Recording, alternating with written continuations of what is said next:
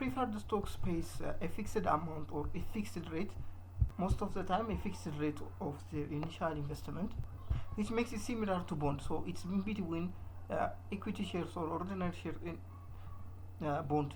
It has both of these natures, both of these securities nature, so it's hard to classify them as a bond or equity. So let's look at an ordinary shares. An ordinary shares will stay a lifetime. This means it doesn't mean the holder should keep the share until he dies.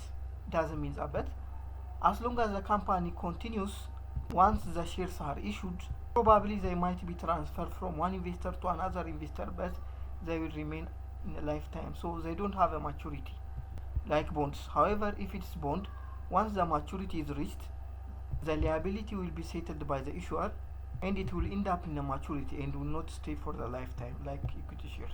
There is another kind of a preferred stock. Participative preferred stock is unlike other preferred stocks.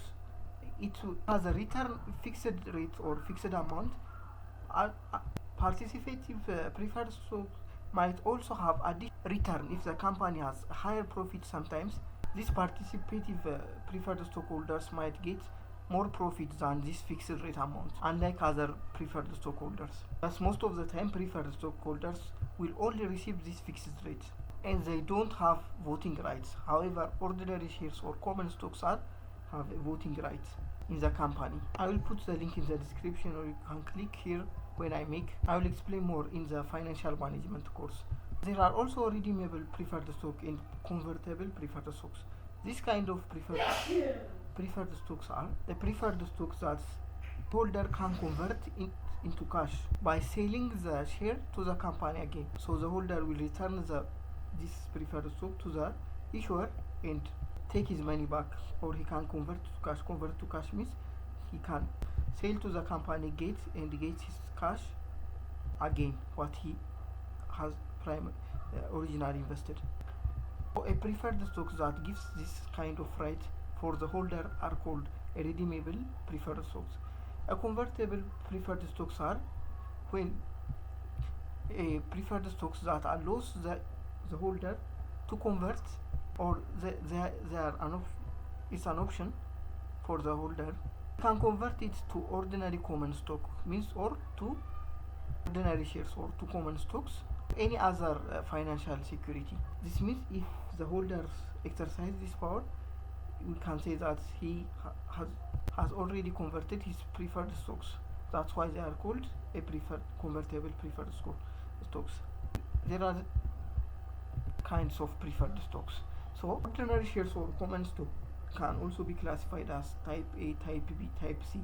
This means based on their value, the holder that bought type A common stock might have more voting rights than the holders of type B and type C instruments or common stocks.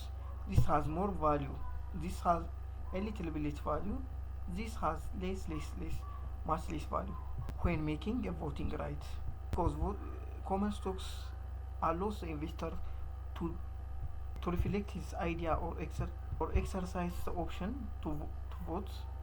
Again, it's better if you watch my financial management video.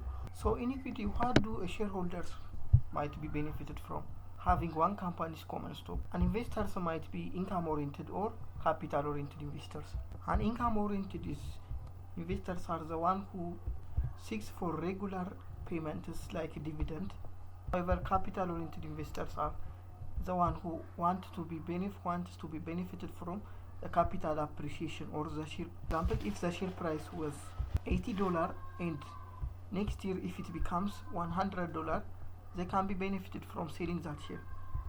This is called capital gain, because if I buy this share with $80 and sell it in at $100 in the secondary market, I've got $20 because of this capital appreciation. That's what it's called a capital gain.